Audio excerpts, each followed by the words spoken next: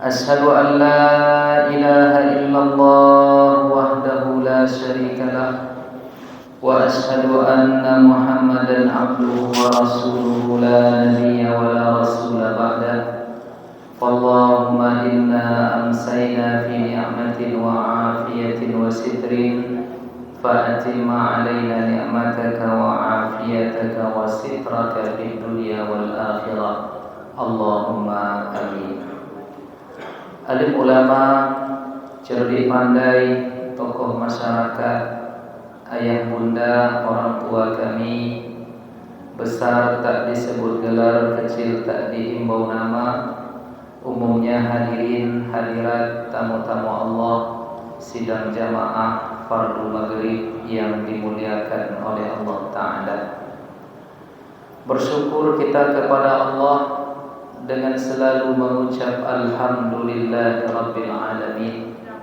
Pada malam yang penuh berkah ini, di malam Jumat, di tempat terbaik, di saat terbaik, kita isi detik-detik ini dengan segala kebaikan. Kita bermohon kepada Allah Ta'ala, mudah-mudahan segala apa yang kita amalkan ini memberatkan timbangan kebaikan kita di akhirat kelak. Amin ya rabbal alamin. Salawat dan salam tak lupa pula kita hadiahkan kepada Nabi kita Muhammad sallallahu alaihi wasallam. Allahumma salli wa sallim ala sayyidina Muhammadin wa ala alihi wa sahbihi ajma'in. Bapak Ibu hadirin hadirat yang dimuliakan oleh Allah Ta'ala, pada malam ini kita bermajlis ilmu.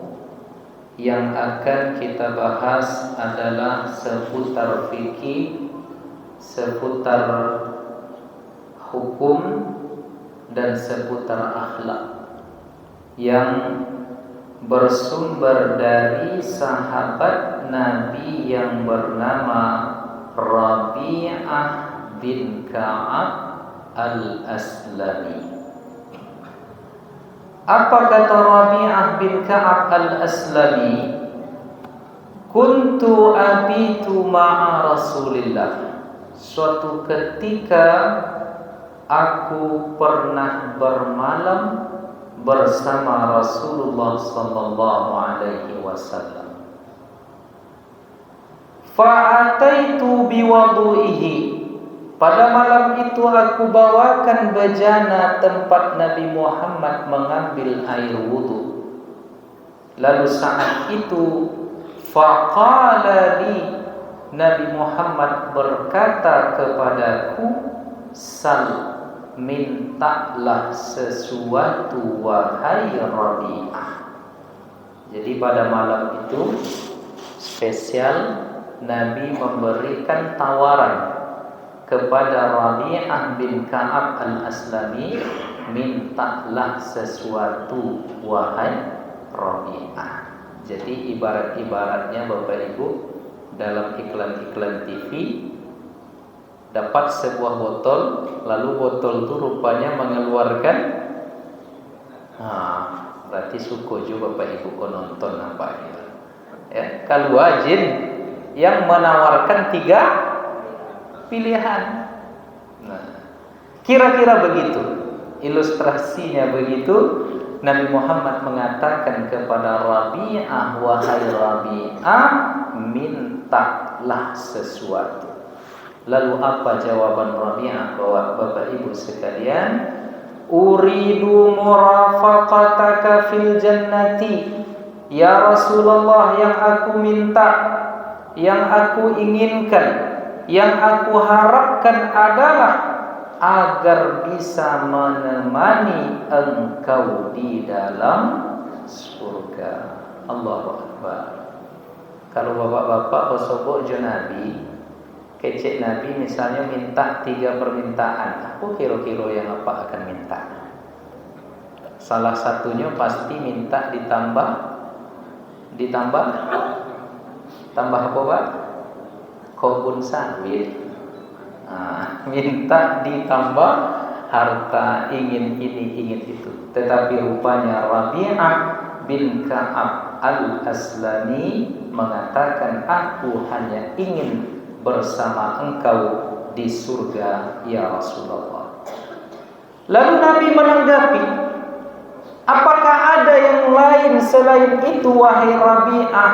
Tidak ada lagi ya Rasulullah, cukup bagiku hanyalah menemani engkau berada di dalam surga. Nah, kalau awak mungkin diminta tambah model itu, mungkin pasti agaknya akan menambah permintaan itu. Tetapi tidak bagi Rabi'ah bin Ka'ab al-Aslami. Tidak ada ya Rasulullah, uridu murafaqataka fil jannah. Yang aku inginkan hanyalah bagaimana bisa menemani engkau di dalam surga. Lalu Nabi setelah itu mengatakan, a'inni ala nafsika bi kathratis sujud. Kalau begitu adanya wahai Rabi'ah, maka tolonglah aku dari dirimu untuk engkau memperbanyak sujud. Jadi agar kita bisa bersama Rasulullah di surga, bisa menemani Rasulullah di surga, bisa menikmati keindahan Allah yang Allah ciptakan di dalam surga itu, rupanya yang dilakukan oleh Rabi'ah ini cukup, kata Nabi, dia memperbanyak sujud.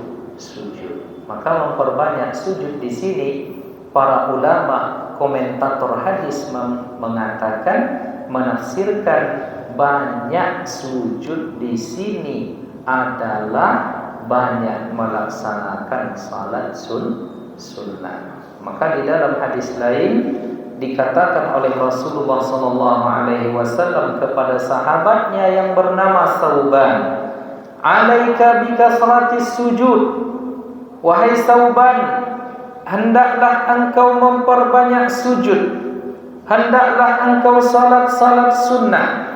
Fa innaka la tasjudu lillahi sajdatan, tidaklah engkau sujud dengan satu kali sujud saja kepada Allah, illa rafa'akallahu biha darajah, kecuali Allah akan meninggikan derajatmu dan Allah akan menghapuskan segala kesalahan. Jadi kalau ingin diampunkan oleh Allah, kalau ingin ditinggikan derajat kita oleh Allah, maka caranya adalah memperbanyak sujud. Dalam artian memperbanyak salat sunnah. Maka poin yang bisa kita ambil di sini yang pertama, Bapak Ibu sekalian, adalah cita-cita tertinggi seorang mukmin itu adalah surga. Jadi suatu ketika ditanyakan kepada Umar bin Abdul Aziz, wahai Umar, apa yang kau inginkan? Umar mengatakan, dulu aku biasa, tetapi Allah jadikan aku memiliki jabatan. Ketika jabatan itu aku dapatkan, tidaklah suatu jabatan yang aku emban kecuali aku ingin yang lebih tinggi dari itu. Ketika Allah berikan kepada Umar bin Abdul Aziz jabatan gubernur, dia menginginkan khalifah. Rupanya Allah berikan dia khalifah, menjadi khalifah kaum muslimin, amirul mukminin, pemimpin orang-orang yang beriman. Lalu ketika ditanyakan, apa yang kau harapkan setelah ini lagi? Umar bin Abdul Aziz mengatakan, yang aku harapkan adalah surga. Jadi tidak salah Bapak Ibu, kita mengharapkan, mencita-citakan kita nanti bersama-sama di surga. Walaupun orang-orang ahli akhlak ketika mereka memandang kepada amal kepada dirinya, mereka mengatakan rasanya tak pantas mendapatkan surga, dan pada saat yang sama tidak kuat pula untuk masuk neraka. Ya, kalau wak tengok-tengok amal wak toba, memang rasanya tak pantas masuk surga. Ada tak apa-apa yang berani mengaturkan insyaallah dan ahli surga? Tunjuk tangan. Aduh Pak, aku adu yang tolong mau dibuat campakkan langsung ke Sungai Said. Ya? Karena kita tidak ada yang pede. Karena kita lihat amal kita begitu amat sangat banyak kekurangan. Maka dalam konteks itulah lahirlah syair yang mengatakan ilahilas tulil firdausi li ahla wala aqwa 'alan naril jahim.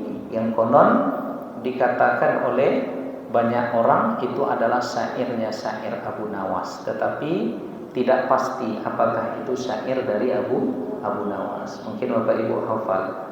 Ilahi las tulil firdaus. Hafal Bu? Enggak hafal. Si'ana wala aqwa 'alan naril jahimi. Hafal Pak? Kok tadi diam jawab apa? Kenapa? Dua gendangnya Bu. Yang pertama memang tak hafal, yang kedua suara ustaznya merdu. Tadi diam saudaranya. Bapak Ibu hadirat yang dimuliakan oleh Allah. Maka poin yang pertama dari hadis ini adalah cita-cita seorang mukmin itu adalah surga. Lalu yang kedua, poin dari hadis ini adalah bagaimana kita memperbanyak sujud, bagaimana kita memperbanyak amal ibadah sunnah, khususnya salat sunat, karena tidaklah seseorang mendekatkan diri kepada Allah dengan segala amal-amal sunnah yang Allah syariatkan kecuali pada ujungnya Allah akan mencintai dia. Apabila dia meminta Allah beri, apabila dia memohon Allah mudahkan, apabila dia memiliki hajat Allah kabulkan. Dan bahkan Bapak Ibu, orang-orang yang sudah dicintai oleh Allah dengan sedemikian rupa, maka Allah menjaga matanya yang terlihat hanyalah keindahan Allah. Allah menjaga lisannya yang keluar adalah kalimat yang baik. Allah menjaga hatinya sehingga bersih dari prasangka dengki dan iri. Allah menjaga telinganya sehingga ia terhindar dari mendengar sesuatu yang tidak diizinkan oleh Allah Ta'ala. Masalahnya kita telinga, mata, lisan, apalagi hati jarang terjaga. Nah, maka oleh karenanya Bapak Ibu yang dimuliakan oleh Allah, dengan kita memperbanyak salat sunnah atau amal-amal sunnah itu, Allah cinta, harapan kita dikabulkan, keinginan kita dimudahkan, bahkan kita dibimbing dimanapun dan kapanpun ia selalu nyaman bersama Allah Subhanahu wa Ta'ala. Lalu Bapak Ibu yang dimuliakan oleh Allah, masuk ke dalam aspek fikih sedikit tentang memperbanyak sujud ini. Kalau kita salat berjamaah, di saat imam sujud, setelah itu ia bangkit, wajib kita mengikuti imam. Innama ju'ilal imamu liyuktama bihi. Sesungguhnya imam itu dijadikan agar ia diikuti. Dan ini banyak pernah terjadi kekeliruan di antara kita. Imam sujud, lalu imam tadi bangkit dari sujud, duduk tahiyat akhir, ada jamaah yang masih memperlama sujud. Ada tak Bapak tengok Pak? Ya, hampir salam, imam itu lagi Assalamualaikum warahmatullahi, hampir salam, baru dia bangkit. Nah, ini tidak boleh dalam artian jatuh hukumnya kepada makruh. Jadi jangan salah, memperbanyak sujud, memperpanjang sujud itu bukan dengan memperlama sujud di sujud terakhir, padahal imam ketika itu sudah bangkit dari sujud. Nah, ini banyak kekeliruan di tengah masyarakat. Nah, maka jangan dilakukan ini Bapak Ibu. Nah, ibu-ibu pernah tengok tak? Ya, karena dia mungkin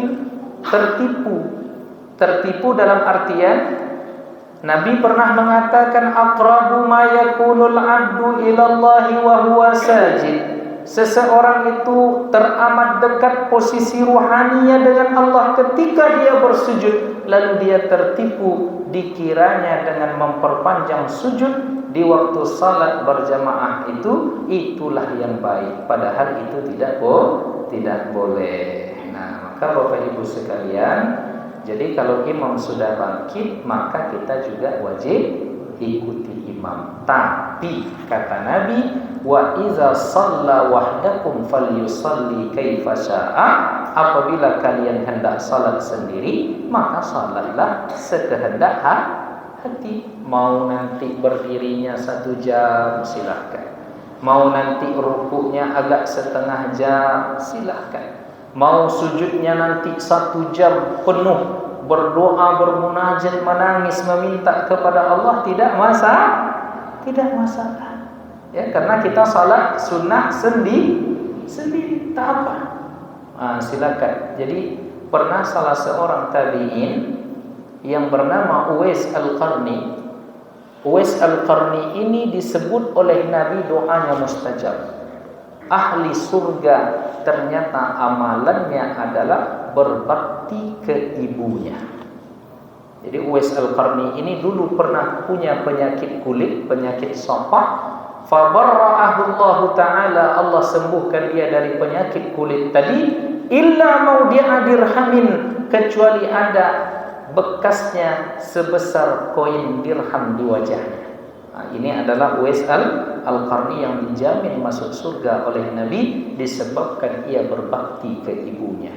Jadi di dunia ini yang paling berbakti kepada nabinya, kepada ibunya adalah Uwais Al-Qarni. Jadi kebiasaan Uwais Al-Qarni ini Bapak Ibu, setelah ibunya meninggal di setiap malam salat tahajudnya itu, dia mempergilirkan 3 kali hal yang dia lakukan.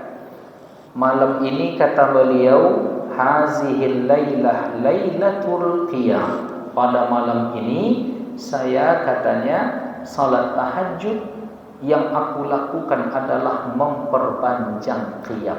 Memperpanjang qiyam itu adalah memperlama berdiri 2 rakaat itu bisa jadi 3 jam atau 2 jam. Berarti di rakaat pertama dibacanya Al-Baqarah laga itu 2 juz setengah. Ada yang tolok menditu Pak? Oh Pak, mampu? Tidak. Nah, tetapi mampu dilakukan oleh Uwais Al-Qarni. Fa iza ja'atil lailatil atiyah, ketika datang malam berikutnya dia mengatakan hazihi lailatur ruku'. Pada malam ini adalah malam aku khusus ruku' kepada Allah. Maka dalam salat tahajudnya, di saat ia ruku' itu panjang dan lama ruku'nya. Kalau awak mungkin agak 10 menit aja rukuk Pak, sakit pinggang agak itu. Ya, tetapi Uwais Al-Qarni bisa rukuknya itu 1 jam, dia nikmati rukuknya lillahi ta'ala, baru bangkit, sujud, berdiri, rukuk. Pokoknya di setiap rukuk di malam itu dia begitulah lama. Faiza ja'atil lailatil atiyah, pada malam berikutnya dia mengatakan hazihi lailatus sujud. Pada malam ini aku melaksanakan salat malam, tetapi malam ini aku peruntukkan untuk sujud saja kepada Allah. Maka di dalam setiap sujudnya Uwais Al-Qarni ini Bapak Ibu sekalian panjang. Bisa dikatakan sampai 1 jam khusus untuk sujud. Maka pengamalan salafus saleh itu kita belajar, berarti kalau salat sendiri, salatlah semampu dan sekehendak kita. Nah, oleh karenanya Bapak Ibu yang dimuliakan oleh Allah, turunan dari pembahasan ini, poin yang ketiga adalah orang-orang yang banyak sujud kepada Allah Ta'ala ini disebutkan oleh Allah kriteria mereka, dikatakan oleh Allah simahum fi wujuhihim min atharis sujud, ada tanda di wajah mereka disebabkan oleh bekas sujud. Nah, sekarang muncul pertanyaan, ya, di beberapa masjid saya sudah sampaikan kaji ini, apakah asar sujud yang disebutkan di dalam Al-Quran surat Muhammad itu, jika tidak silap, apakah asar sujud yang disebutkan oleh Allah di sana adalah tanda hitam yang ada di kening? Bapak-bapak pernah tengok ada saudara kita yang keningnya hitam? Sering, banyak kita tengok keningnya hitam. Nah, lalu apakah kening yang hitam ini yang disebutkan di dalam Al-Quran itu? Apakah kening yang hitam ini yang dikategorikan mereka yang banyak sujud kepada Allah? Ditafsirkan oleh Ibnu Abbas, ditafsirkan pula oleh Imam Mujahid, bahwa atharus sujud, tanda sujud itu maknanya adalah nurul ibadati wa ta'ah, cahaya yang diletakkan, yang dilengketkan, yang ditempelkan oleh Allah ke orang yang banyak ibadah tadi. Cahaya apa yang Allah tempelkan? Cahaya ketaatan dan cahaya ibadah. Makanya Bapak Ibu yang dimuliakan oleh Allah, kalau kita berjumpa dengan ahli-ahli taat, kita berjumpa dengan orang-orang soleh, itu setidaknya Bapak Ibu pasti hati kita nyaman menengok dia. Ya tidak? Jadi ada salah seorang ulama mengatakan betapa banyak orang yang sudah mati, tapi dengan menceritakan mereka hidup hati kita.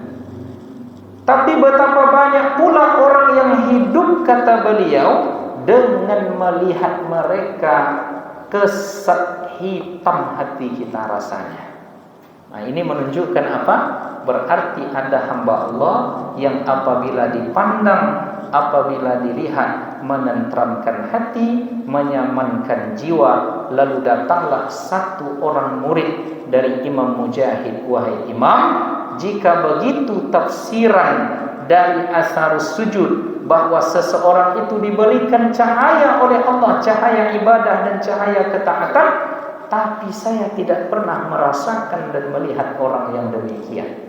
Lalu apa jawaban Imam Mujahid? Ya, kalau kau tak pernah merasakan dengan nuranimu yang begitu bening, maka berarti hatimu sudah keras seperti hati Fir'aun.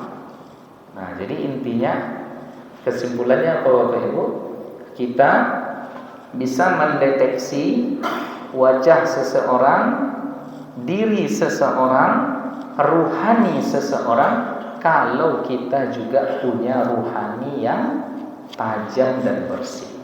Nah, jadi Bapak Ibu, saya punya pengalaman. Syekh Abdurrahman Fathi Hijazi, guru saya di Mesir dulu, itu waktu itu saya lagi punya masalah, datang ke dia, hadir pengajian beliau. Lalu setelah itu beliau panggil, beliau pegang. Belum lagi saya cerita, tengoknya mata saya, pandangnya wajah saya waktu itu. Apa kata beliau? Isbir ya bani, sayatikal faraju ba'da ayyamin biiznillah.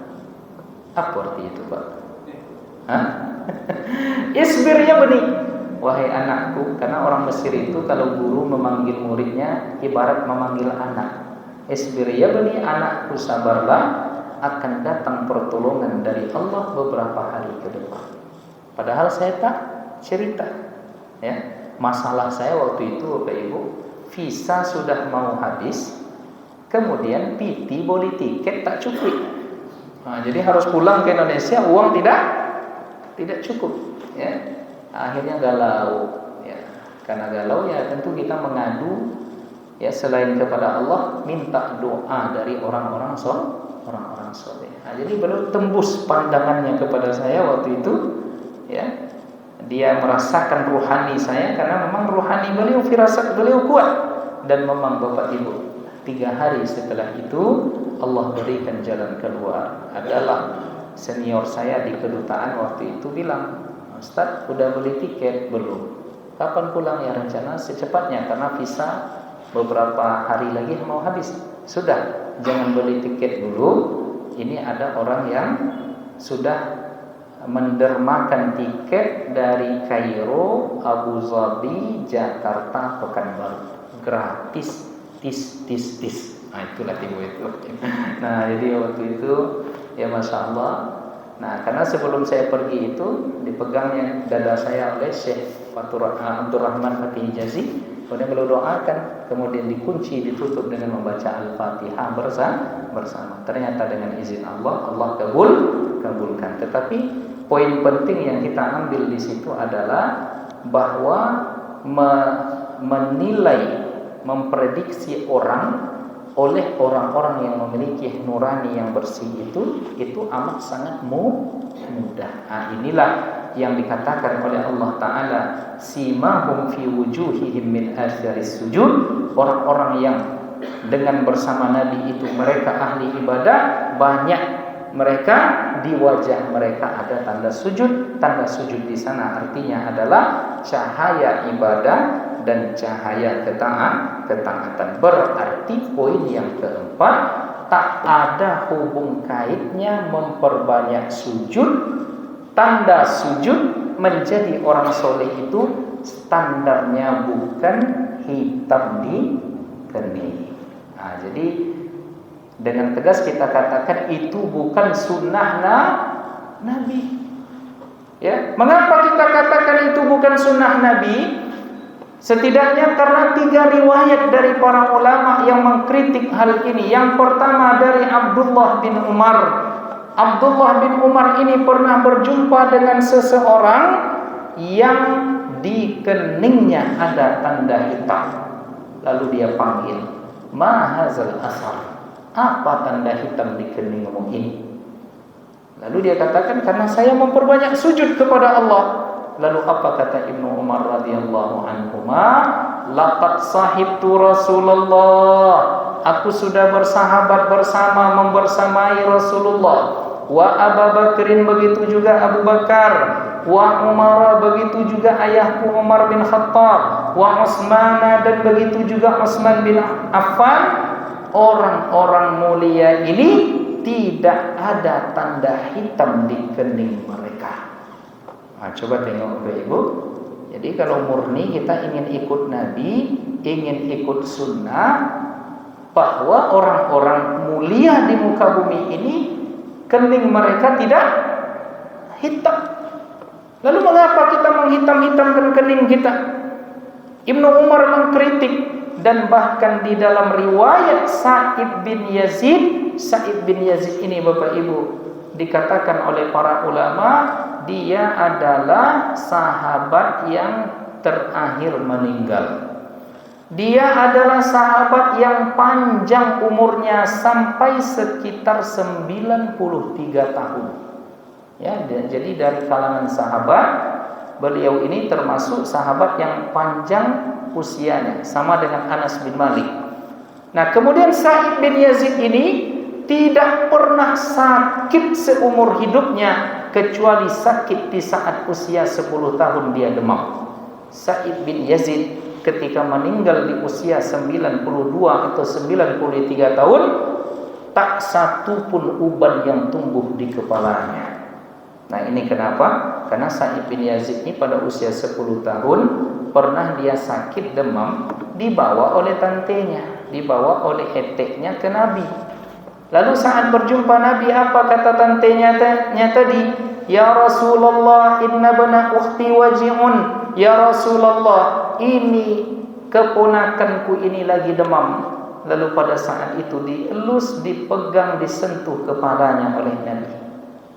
Nah, kepala yang disentuh oleh Nabi itu sampai akhir hayatnya, di rambut yang ia sentuh itu tidak menumbuhkan uban sehelai pun. Itulah barokahnya tangan Nabi. Jadi kalau Bapak Ibu kalau bisa bermimpi berjumpa dengan Nabi, usahakan peluk Nabi Muhammad, usahakan genggam tangannya. Ya, karena tangan, kulit yang bersentuhan dengan kulit Nabi itu baik zahir maupun batin tidak akan dijilat oleh api neraka. Mudah-mudahan kita bisa bermimpi berjumpa dengan Nabi. Amin. Minimal agak sekali seumur hidup, ya Pak. Ya tak Pak. Nah, jadi jangan mati dulu sebelum mimpi dengan Nabi. Maka apa caranya Ustaz? Caranya banyak baca salawat sebelum tidur. Tapi ada cara yang dulu ditunjukkan oleh Syekh Ali Jum'ah. Kata beliau, sebelum tidur makan ikan goreng. Tapi jangan minum air putih setelah itu. Pokoknya jangan minum air setelah makan ikan goreng. Lakukan itu selama seminggu, kata beliau. Ada yang mau melakukan? Jadi menjelang tidur nanti makan ikan goreng. Tapi tak boleh minum, tidur aja langsung. Ada yang siap melakukannya, Bu? Nah, itu nanti bisa bermimpi berjumpa dengan Nabi. Yakin? Yakin? Apa ya yakin nampaknya? Apa lo hubungannya ikan goreng dengan mimpi dengan Nabi? Jadi ilustrasinya begini, kata Syekh Ali Jum'ah. Jadi setelah beliau menyuruh itu ke murid-muridnya, ada muridnya yang mengamalkan. Rupanya yang mengamalkan ini minggu depan datang. Ya wahai Syekh, saya melakukan itu dalam seminggu ini. Saya mimpi setiap malamnya. Apa mimpimu? Saya minum sepuasnya. Karena dahaga saya minum. Selama 1 minggu itu seperti itu. Disitulah jalan masuk Syekh Ali Jum'ah mengatakan, begitulah jumpa dengan Nabi itu. Jadi apa yang hadir dalam pikiran dan hati kita, itu yang datang dalam mimpi. Mengapa ini orang yang hadir dia minum dalam mimpinya?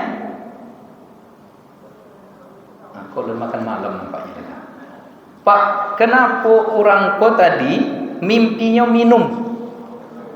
Karena sebelum tidur dia makan gorengan. Tidak boleh. Sehingga yang hadir dalam pikiran dan hatinya adalah minum. Ya, haus, dahaga. Sehingga mimpi setiap malam adalah minum. Begitulah ilustrasinya, kata Syekh Ali Jum'ah. Kalau yang menghadiri kepalamu, kata orang Melayu, isi kepala otakmu itu adalah Rasulullah, salawat kepada Nabi, kerinduan kepadanya, maka yang akan datang nanti adalah barokah dari kerinduan itu. Allah pertemukan kita dengan Nabi Muhammad sallallahu alaihi wasallam. Saya saja Bapak Ibu, sebulan berturut-turut dulu ketika ayah saya meninggal, mimpi tiap malam. Kenapa bisa begitu? Karena rindu. Karena saya ketika ayah saya meninggal itu saya tak di Indonesia. Ya, jadi saya tak menengok bagaimana beliau dimakamkan, bagaimana beliau dimandikan, bagaimana beliau dikafankan, karena saya lagi umrah. Nah, ketika pulang yang jumpa hanya kuburannya saja, sehingga rindu itu kuat sekali rasanya, rasa bagai dalam mimpi. Sebelum berangkat beliau masih ada, pas pulang umrah tak ada lagi. Jadi muncul kerinduan. Sebulan berturut-turut, tak tidur siang, tak tidur malam, datang dalam mimpi. Kenapa? Karena ada rindu. Apa dek kami mimpi lo cerita ini kok Pak? Apa tadi pembahasan terakhir? Makan ikan. Tak, sebelum makan ikan tuh. Sebelum makan ikan apa gaji kita tadi? Si Sa'ib bin Yazid, dia tidak tangan Nabi yang menyentuh rambutnya di kepalanya tadi tidak menumbuhkan uban sedikit pun. Lalu setelah itu Nabi mendoakan dia. Setelah itu Nabi berwudu. Lalu Sa'ib bin Yazid menampung air wudu Nabi, lalu ia minum. Nabi mencuci mukanya, ditampung oleh Sa'ib air cuci muka Nabi itu diminum. Nabi mencuci tangannya, ditampung sisa air wudu itu diminum. Dengan barakah sisa air wudu Nabi tadi, Sa'ib bin Yazid seumur hidupnya tak pernah sakit. Itulah barakahnya Bapak Ibu. Nah, lalu Sa'ib bin Yazid ini pernah berjumpa dengan seseorang yang dahinya hitam. Lalu apa kata Sa'ib bin Yazid? Laqad sajadtu lillahi thamanina sanah. Saya yang berusia 90 tahun ini, hampir 80 tahun dipotong masa belum balik. 80 tahun aku sujud kepada Allah, kata Sa'ib bin Yazid. Ma asfaras sujudu baina ainayya. Tak satu pun di antara sujudku itu yang membuat keningku hitam. Nah, ini sahabat Nabi. Jadi 80 tahun namanya rutin dia salat fardu, salat sunat, banyak sujudnya, tidak membuat kepalanya keningnya hitam. Lalu yang terakhir Al-Imam Al-Khatib Asy-Syirbini. Apa kata Al-Imam Al-Khatib Asy-Syirbini? Karena dia menemukan pula fenomena di tahun itu, di kehidupannya itu, di masyarakatnya sekitar tahun 600-an Hijriah. Itu Imam Al-Khatib Asy-Syirbini ini menemukan oknum-oknum yang jidat mereka hitam. Lalu apa kata Imam Khatib Asy-Syirbini? Kami salat tapi tidak membuat kening kami hitam. Ada pula orang pada hari ini, oknum-oknum, kata Imam As-Sarbaini, yang dia salat tetapi di kening mereka ada tanda seperti tanda di lutut unta. Di unta itu kan punya lutut, Pak. Jadi dia hidup di padang pasir yang panas. Jadi setiap kali duduk tegak, maka membuat lututnya itu apa istilah? Mengeras, menebal. Begitulah yang terjadi di orang-orang ini, kata Imam Khatib Asy-Syirbini. Apa yang menyebabkan ini bisa terjadi, kata Imam Khatib? Kata beliau, apakah asaqalatir ru'us? Apakah karena kepala sudah berat ketika sujud? Ya, daya kepalanya berat ke bawah, ataukah karena karpet tempat sujudnya kasar? Nah, dua itu aja sebabnya. Ternyata yang menyebabkan adanya tanda di kening hitam itu, kepalanya yang borek atau tompek sujudnya yang kasar. Nah, sehingga membekas di kening. Maka Bapak Ibu yang dimuliakan oleh Allah, ada cerita menarik pada waktu itu dari murid Syekh Ali Jum'ah juga, guru kami mantan mufti Mesir itu. Jadi di tengah pengajian seperti ini, bertanyalah murid ini kepada beliau, Syekh, kening saya ini hitam, bertanda asarus sujud. Apa yang harus saya lakukan? Kata Syekh Ali Jum'ah menjawab ketika itu, perkara itu jangan kau tanya padaku, tapi kau tanyakan ke dokter kulit. Paham, Pak? Masalah kening hitam jangan tanyakan padaku, kata Syekh Ali Jum'ah, tetapi tanyakan ke dokter kulit. Karena ini penyakit. Nah, maka oleh karenanya Bapak Ibu, poin terakhir dari kaji kita ini pada aspek hukum ini adalah hendaknya kita mengelakkan segala hal yang berpotensi menyebabkan tidak ikhlasnya kita beribadah kepada Allah. Jangan tertipu dengan tanda hitam di kening, karena itu bukan tanda asarus sujud yang dimaksudkan oleh Allah di dalam Al-Quran, dan bukan pula itu tandanya seperti yang terjadi di zaman Nabi, para sahabat dan tabi'in serta tabi'in. Kalau bisa kita elakkan, hindari. Kenapa kita hindari? Karena ada potensi membuat kita riya, hangus ibadah kita, Bapak Ibu, tak ada gunanya.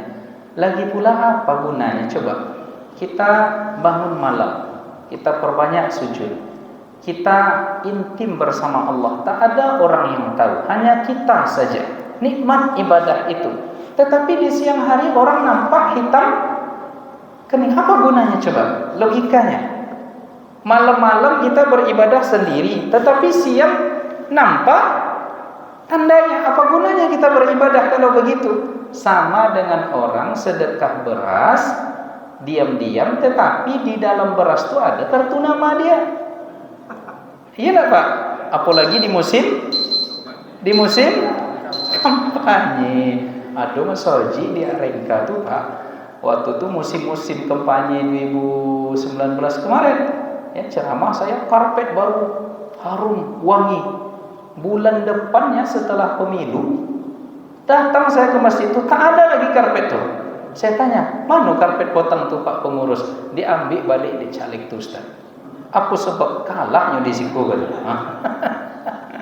Ya Allah, al-a'id fi hibatihi, orang yang mengambil kembali apa yang sudah dia hibahkan, sama seperti maaf cakap. Ya, maaf cakap.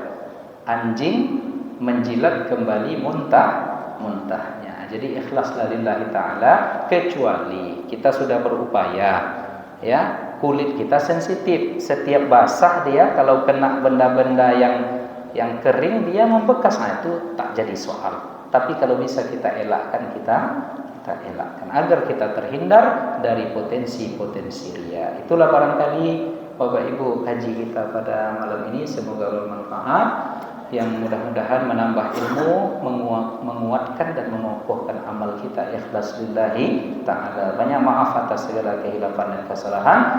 Fa'tabiru ya ulil albab. Wabillahi taufiq wal hidayah. Wassalamualaikum warahmatullahi wabarakatuh.